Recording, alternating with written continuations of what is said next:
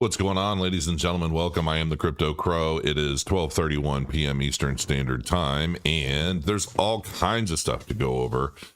And so, yeah, I mean, there's a lot happening. Let me see if I can make this a little bigger. Kind of playing around with my environment a bit here, and I figure why not just try and make it as big as I can. While I'm waiting for people to get notified.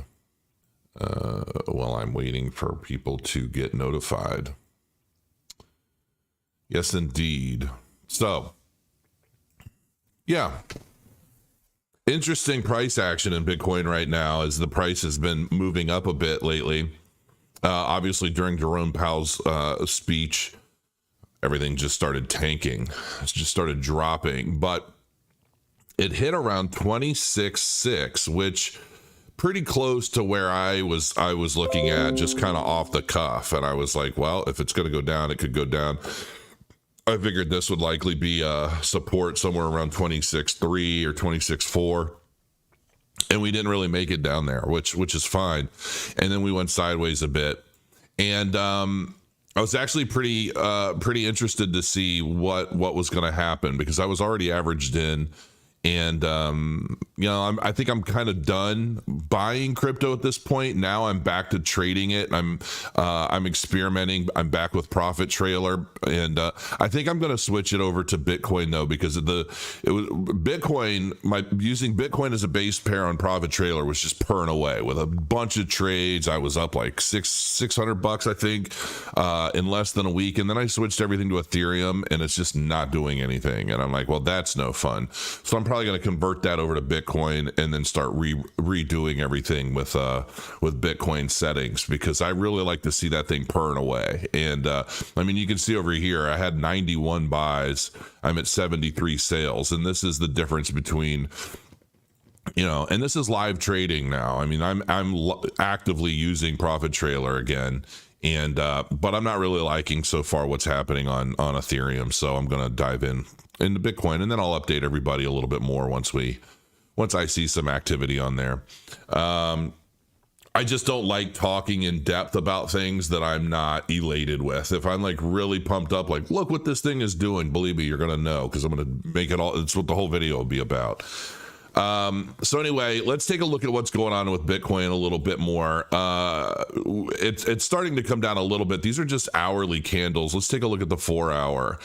So if you look on a 4 hour, we had one huge red candle on the 4 hour, started to work our way back up, and then we had a pump, and now it's sitting in a little bit of reversal territory. Now, this basically is saying around 26.7 or thereabouts is likely going to be some form of support as we continue to move forward. And if we look at high block capital, the biggest, so you can see we chewed up whatever liquidity was here around 26.8. We went through that, and now we're more or less sideways. And you can see the biggest amount of liquidity that is shaped up, like the brightest yellow, is around 27.1. So we could pull back down into that before we get any other significant reversal to the upside. And so we'll see. But at this point, I think just about anything can happen with Bitcoin's price.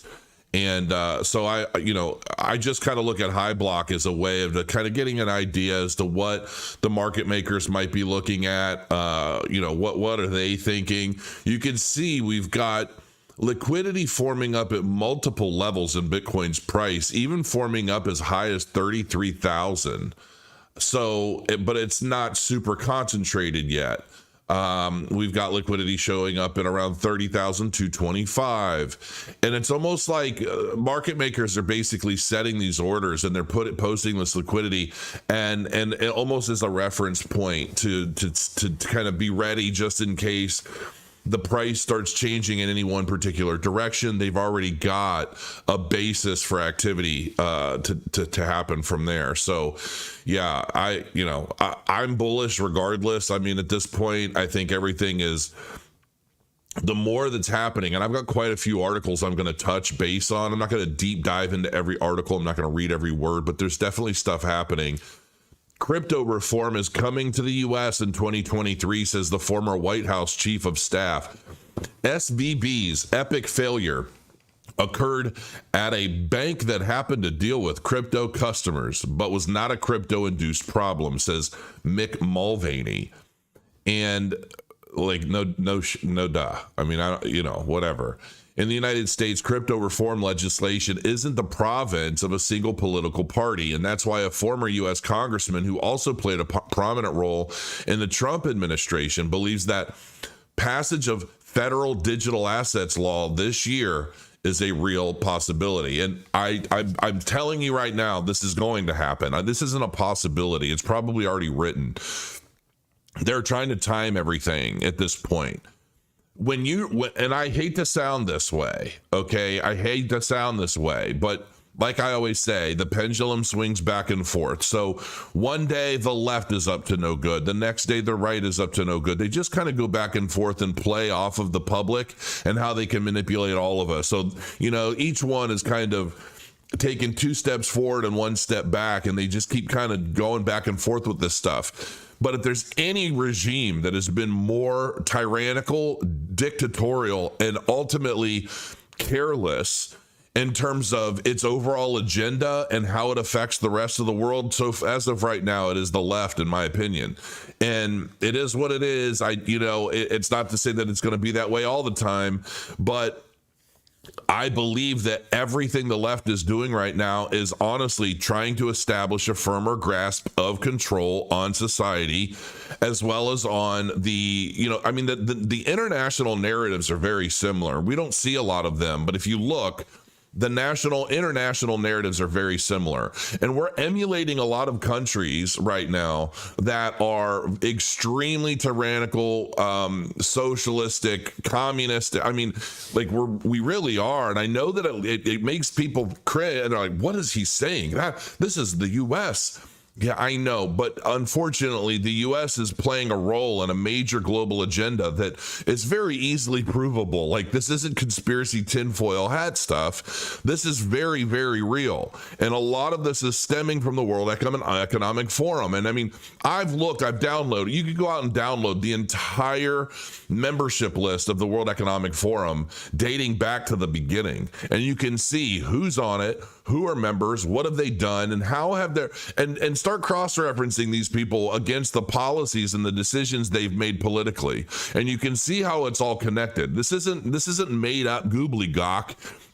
We're told it is, obviously, because we want to believe that we are in our own little bubble. Like the United States, we're in this powerful bubble that we are the boss. We are the freedom-loving champions of the world. We are the defenders and we beat back the bullies and we do all. That's the narrative, right? But it's obvious that is just not the case anymore. If anything, I feel like this country's become the cuck of a lot of other countries, and we are just basically used in a lot of degree. We're basically told what to do. Like, hey, sit there and do what you're told. And it is what it is. Because there's so many people that apparently want this. And so when we're talking about crypto regulation, this is just another element.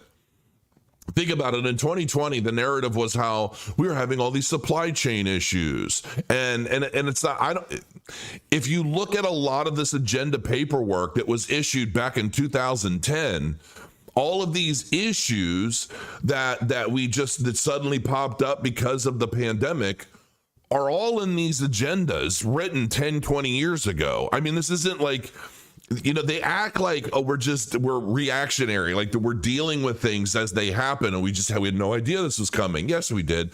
And a lot of people did. And it's proven.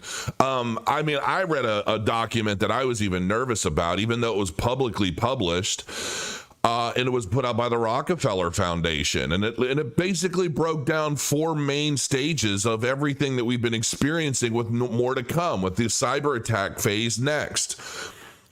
I'm telling you right now, like, this stuff is predetermined. This is, like I said, it's all a play for the public to give the illusion of choice, but it doesn't really matter what you choose what is laid out to happen is going to happen. We just, none of us even as a collective at this point, I don't believe many of us have the power to change much. And so when it comes to crypto, I believe that the cryptocurrency regulation, reform, all of this stuff is going to be locked down, because let's face it, if let's just say hypothetically there is some elite group of people out there that are calling shots, and ultimately, you know, they've been grooming all of these politicians to perpetuate a particular agenda, right? Let's say it's for world peace. Okay, and they say, you know what, we need to bring the entire globe together under one peaceful nation, and we need to share resources, and we need to share our monetary policy, and we need to bring down global warming, and we need to slow carbon emissions, and we need to do all of this stuff. But in order to do it, we all have to be working under the same guide, under the same leadership, under the same agenda, right? We want world peace.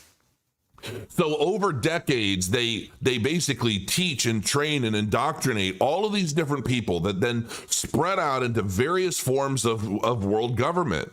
And we've seen Klaus Schwab talk about and brag about the number of people that they have in all forms of government in all these different countries. We know this is a thing, okay? So anybody that's out there saying, oh, you're a conspiracy. No, you're just a fucking ignorant moron. I'm sorry. You just don't pay any attention, and it's your own damn fault.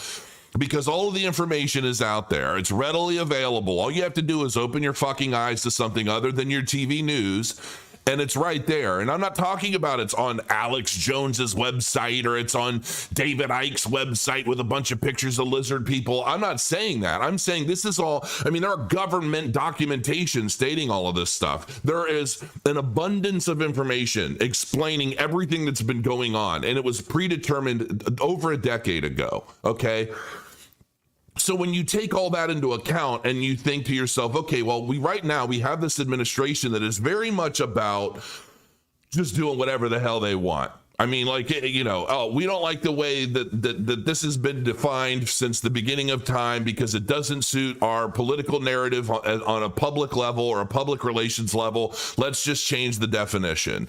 You know, whatever it is, they're just doing whatever the hell they want to do right now in an environment where it's like empowering to do that, right? If you don't like something, you just change it. You just do whatever you want, okay? You don't like, whatever you don't like, you can change it. As long as you're on this side of the fence. If you're on that side of the fence, well, then you're screwed. You're an enemy, you're bad, you know, nobody cares, you're too powerful, you're too wealthy, you're too, like, if you have a job almost, I mean, it's getting to a point where, like, if you have a job, you're going to get job shamed. Right? Because that's how crazy everything has gotten now. If you want to provide for your family rather than look to the state to take care of it, well, you just want too much, and that's not going to help the greater good of society as a whole. You need to sit around and smoke weed and dye your hair like the rest of us and complain about everything that's super fucked up in the world. It's not us, but it's all the people that work, because, you know, working is bad. And that's kind of the narrative that I'm seeing. It's like the way that the world is changing, and it's really redefining so many different elements of society in a really bad way. And so if you've already established that narrative for yourself, and I wasn't even planning on getting into any of this shit today. I thought this was going to be a quick video. It looks like I'm going to have to timestamp this. What's one more? Like, if you're really trying to, like, clamp down on the controls of a society, what's one more? Why don't we just start really ushering some controls into the crypto space and say, hey, F you people too, because we're doing everything we want across the board. Why would we leave you alone? Because there's money we can spend there.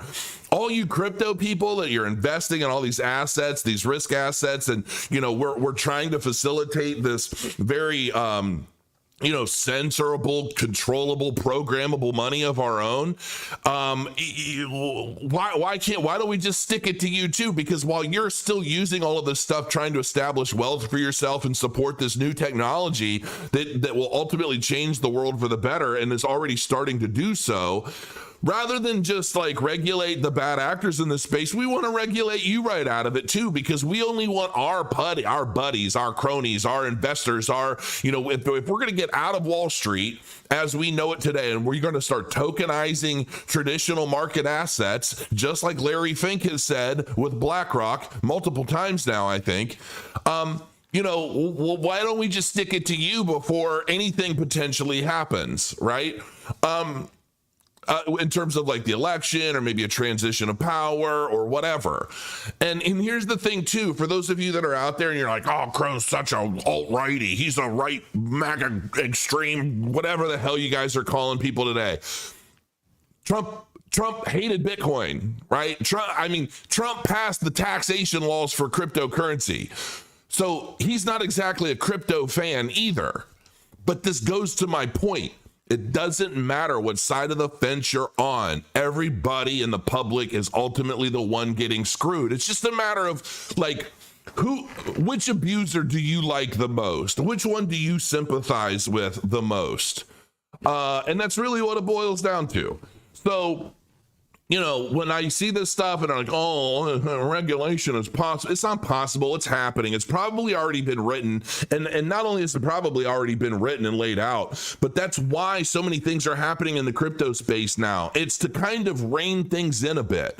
It's to set a precedent for this, that, or another thing. So when these regulations come, the people are like, wow, that looks pretty bad. But if it saves people from this happening again, then that's probably a good thing. I think we're good with that. We're going to go with that. And it's just like, this is all the agenda playing out. This is all, these are all of the elements of control that apparently we need to have, because people are generally too stupid to make decisions for themselves or to protect themselves. And to be quite honest with you, that is true to an extent, because if they weren't, we wouldn't be in a lot of the crap we're in right now to begin with, if I'm honest. But anyway, Mulvaney has an interest in Bitcoin and blockchain technology going back nearly 10 years. In 2016, he co-founded the Congressional Blockchain Caucus.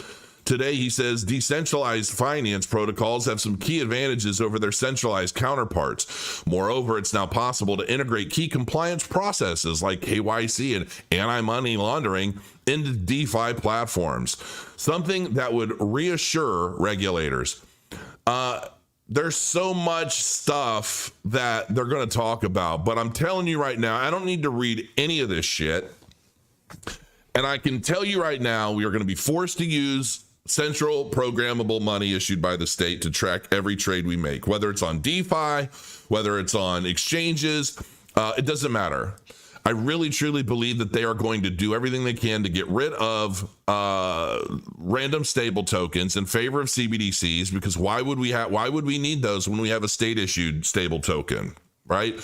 And then we're going to be forced to use those to get in and out of cryptocurrency trades, and that's really all there is to it. So, I brought this up and I'm like, hey, want to go through this article. I don't even need to read the article, because it doesn't really matter what the hell it says. It can say anything, and these people can say anything. But when pen comes to paper, it's always going to be whatever the hell they planned out years in advance anyway. Cardano expands to Thailand via Emergo and Thailand's biggest crypto exchange tie-up details. Thailand is ranked 8th globally in terms of crypto user adoption. I never knew that. Thailand has a significant crypto community. Cardano's founding entity and also its official commercial arm, Emergo, have announced a strategic partnership with Thailand's biggest cryptocurrency exchange, BitCub Exchange, and its digital asset education hub, BitCub Academy. The partnership seeks to promote broader awareness of the Cardano blockchain ecosystem and Web3 in Thailand through community building and educational initiatives. I love this. And this is what they did basically in Africa. They start planting the seeds. They start training people, teaching people how to build, how to use the blockchain for XYZ, and send them on their way to start changing the world. And I love that. So yeah, that's pretty good stuff happening right now. Florida governor moves to ban CBDCs, calls for coalition of states to follow suit. Now, I know this has been touched on already multiple times, and that's all fine and dandy. The Florida governor, Ron DeSantis, wants to ban central bank digital currencies and is calling on other states to join him. In a new speech, Governor DeSantis says he never wants to see Florida have to use the CBDC as a form of money. How many of you guys actually think he's going to be running against Trump? Here's the one thing for all of you righties, like you hardcore righties, right, that believe that the election wasn't legit or whatever. Here's my question, because I have my own personal beliefs about it. They don't really matter. But here's my question. If Trump and everyone on the right believes wholeheartedly that the election was in fact rigged somehow, why would they be talking about running again in an election that they obviously would never win? That is the only question that I have when it comes to elections. If they are so rigged and they are so, if they did this already in 2020, when Trump obviously had something like 74 million votes or whatever it was, and then a guy who never campaigned, he didn't leave his bunker, he everything, and didn't have anyone at rallies. Nobody cared about this guy, but somehow he got more votes than Trump. If we know, however those votes happened, okay, whether they were from mail-in ballots of people that they're too old to leave their house, they're diehard, they're like locusts, right? They sit around for 7 years and do nothing, and then all of a sudden, at the right perfect time, they all come out of the woodwork. A lot of them were risen from the dead to come out and vote with a mail-in ballot. So let's just say that that's what happened, okay? Maybe it didn't. I don't know. Maybe legitimately more than 74 million people came out and they voted for Biden. All right, fair enough. But if it were weird, let's just say that, if the election were weird, why would Trump be worried about trying to run again? Because if they did it once, they could very easily do it again. Nothing's changed. So, there aren't any new laws. There's nothing has changed to stop that from happening again. So what makes you think that you couldn't beat that system, whatever the system was, you couldn't beat it before? What makes you think you could beat it now? And then on top of that, why is DeSantis and Trump basically bickering at each other back and forth like a couple of school kids? Because quite frankly, if either of them were actually going to run, like Trump says he's going to run, right? Is it not obvious that the left will absolutely do anything humanly possible to make sure he does not jump in front of them and their plans, whatever that may be next? I mean, I feel like every time I turn around, they've got another narrative associated with how they're going to take Trump down.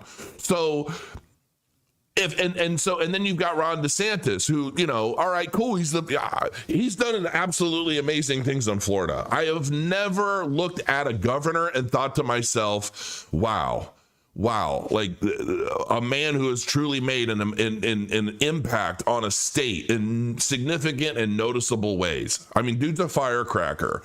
And why don't they just run together? I mean, is all of this kind of because notice they're not really saying anything significant against each other, right? It's almost like it's like the banter before a big MMA fight where the guys are like, well, your mom smokes crack. And, no, your mom's so fat she jumped in the air and got stuck, right? And it's like, whatever. And then they fight and then they're hugging it out and they're having barbecues with each other. And I feel like that might be what's happening here, because ultimately, if DeSantis and Trump were to run together, who's going to beat that in any legitimate form? I mean, really, who's going to really touch that? I mean, the left doesn't have anybody to compete with that team. It would be impossible. It would be absolutely impossible. Look at the poll numbers. You honestly think that, given where we've been and where we're at since 2020, do you honestly think that the people are so snowed and brainwashed that they're going to, let's just say that 2020 was all legitimate. Do you honestly think that, given the way the world has changed since 2020, that we would all want a repeat of that for another 4 years? I don't think anybody's quite that stupid, because even my own friends who are hardcore liberals are like, no, I've had enough. We've had enough. So yeah, why don't they just run together and get on with it? But anyway, today I'm here to call on the legislator to pass legislation to expressly forbid the use of CBDC as money within Florida's commercial code. This will ensure that Florida continues to be a state that supports innovation in the financial sector through the market while protecting against government surveillance over your personal finances. The legislation shouldn't stop there. Given a continued increase in Chinese influence on worldwide affairs and the desire to adopt CBDCs worldwide, the legislation should also prohibit any CBDC issued by a foreign reserve or government-sanctioned central bank. This will ensure that any effort to adopt a worldwide digital currency never occurs in the free state of Florida. Here's the thing. You know, people that I just talked to some people yesterday. They don't know anything about CBDCs at all. And this is such a dramatic, ultimately a global change in our financial system. And there are so many people have no idea that it's coming. So the fact that Ron DeSantis is basically saying, okay, folks, not in Florida. My question is, how is a governor going to keep a federally issued currency out of a state? How does that work? I don't know that it can. I don't know the laws, but breaking Terraform Labs co-founder Do Kwon reportedly arrested in Montenegro. The former blockchain executive is wanted by Interpol for his role in the $40 billion collapse of the Terra Luna ecosystem during May of 2022. I mean, I personally don't really give a shit, but I just thought I'd share that because it popped up and I know some people care. U.S. Treasury report raises concerns about CBDC impact on banks and households, which is interesting. Bitcoinists, I really wish you guys would change your shitty website because the content is always good. And you guys have really good articles and things, but man, this just looks like a vomit comet all over the place. I wish you guys would make some changes. I mean, not only do you have all of this stuff here and the breaking news and all, it's like, okay, cool, that's fine.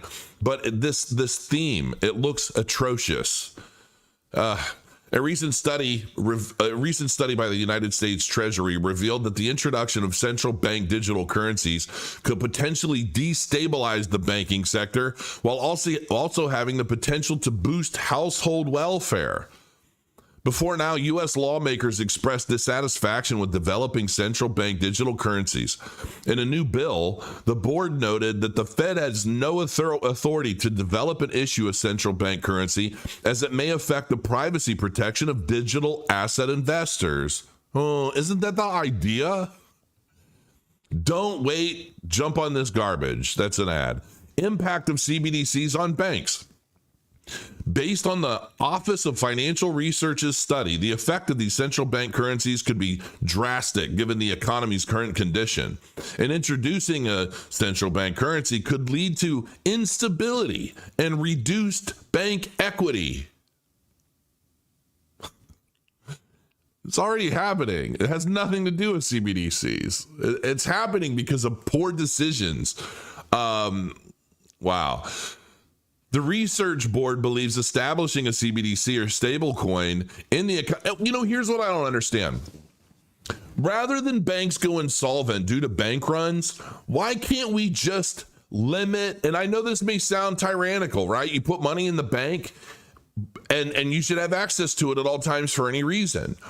But for people that are running to the bank saying, I want all my cash now, what if the bank doesn't physically carry that much cash in the bank? This isn't like banks don't operate the way they used to. I mean, they don't have a bank vault with every penny deposited sitting in that bank vault. It's all numbers and digits on a digital ledger system. Okay? So it's not like you can go in and say, I deposited $200,000 5 years ago. I'd like it all back now, please. And like you're going to sit there and wait for them to count it out on the table. It just doesn't work that way anymore. And so I think, why though, rather than have a fear, what would you rather fear? Having a limit on the amount of cash you could withdraw in a day or a week or even a month, or like to cash. Like if you buy a house or you buy a car and you have the cash, that transaction goes through, like it happens, right? But if you're specifically going to basically make a run on the bank and say, I want my cash back, you're not going to do that. You just can't do that. And if everybody freaks out and tries to do it at once, that's what causes a bank to fail. Because then in order to make good on all of those depositors wanting their cash back, they have to liquidate assets that may or may not be in a profitable position. And that causes the banks to lose money, and it becomes a cascading effect. So rather than have the fear of a bank going completely under, hell, we're controlling everything else. Why can't we just say we put a limit on how much money an individual can pull out of a bank account over the course of a 7-day period or something? You know, maybe limit that to 10 grand or 20 grand or what have you. But I don't know. The idea, however, that any of this stuff is being like the situation we're in is somehow being caused by cryptocurrency. No. Cryptocurrencies were created specifically because of the way the banking system operates and how it screws the general public in favor of the big old central bankers, the banking cartels, and those that are out there that control everything. Crypto whales rapidly accumulating Chainlink as millions of link tokens leave Binance, says on-chain data.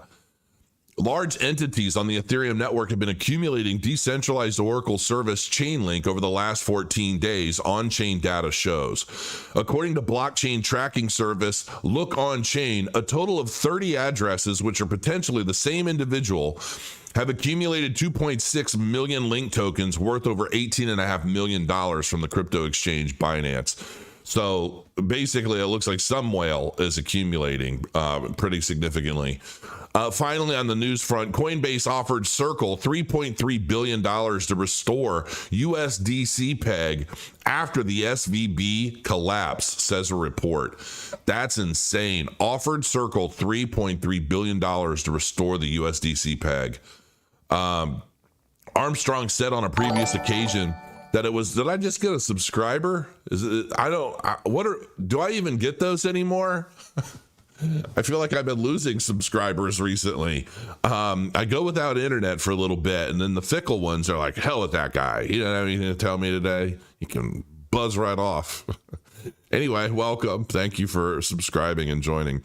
Armstrong said on a previous occasion that it was in Coinbase's best interest to support the USDC. So, yeah, what was this? Oh, yeah. Why NFT wash trading was up 126% in February. I just thought I'd point out that headline. Wash trading rose 126% in February, accounting for $580 million in trade volume on the top 6 marketplaces, according to CoinGecko. The upswing follows the rise in overall NFT trading activity over the last 4 months, driven in part by incentives offered on Blur. Oh boy. Make sure you pick up A Murder of Crows, will you? I'm loading the page, but it's not loading for some reason. There it is. Murderofcrows.io. Help support me and my channel. Just pick up some. I don't know. It puts money in my wallet. And I appreciate that. And it gives you something to hold to become a part of my community. And we're getting ready to launch some stuff on Soblox here soon where you're like people, man, there's so much stuff that we're working on Soblox. I don't like pushing Soblox so much yet because it's not open to the public yet. You have to have a Murder of Crows to do anything on it. But it is giving people that hold Murder of Crows the opportunity to create groups using those keywords and things before anybody else. So it is helpful there because like once you have it, that's it. Like, and everything is ultimately going to be tied to your Cardano wallet. So, or at least the assets, to unlock that functionality for yourself and for your account, you're going to want a Murder of Crows. So that's it in a nutshell, folks. I'm going to go. How long have I been rambling? Oh, it's only 33 minutes. It's not terribly long, but it's probably twice as long as most people are going to be willing to sit here and listen to my big ogre ass talk about random stuff. So any updates on Kopi? Not yet. Believe me, I'm telling you right now. And when what I know is happening behind the scenes happens, I will be one of the first, if not hopefully the first, to come out and do a big video about it. So don't worry. I have a private group with the founders that we chat, you know, anytime they need help with anything, or I have questions about anything, or I read something in a wiki, I go directly to them and I'm like, hey, what's the deal with this? And, you know, they get around to helping me understand or anything. I don't really get any like inside information like that.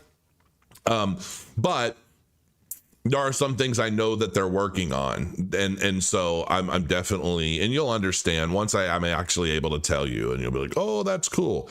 So anyway, listen, guys, just remember, when it comes to anything political, just know that the majority of it's garbage, and it doesn't really mean anything other than just a way to trigger you, control your thoughts, control the way you feel about something so they can hit you with something else, or generally keep you distracted from other things that are likely far more important.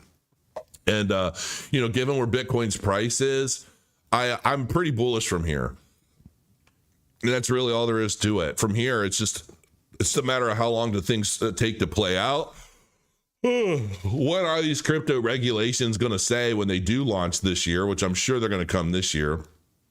And, you know, how bad are they going to be? That's the question. How clear are they going to be? How much are the new and the coming crypto reform of 2023, how badly is that going to screw individual retail market investors? That's really what it all boils down to. And in the same token, how much is it going to empower and embolden the major institutional whales and the institutional traders and basically the people that are already wealthy? So I guess we'll just have to wait and find out. And then on top of that, how is it going to affect stable coins and the potential replacement of stable coins with CBDCs as it pertains to crypto regulation and the exchanges and the DeFi platforms, as well as the decentralized exchanges? I'm telling you, all this stuff is going to come together very soon. And it's going to happen, I'm sure, before this next election. So be on the lookout. I know I will be. Until next time, guys, grow your coins. Thanks for joining me, and I'll see you soon.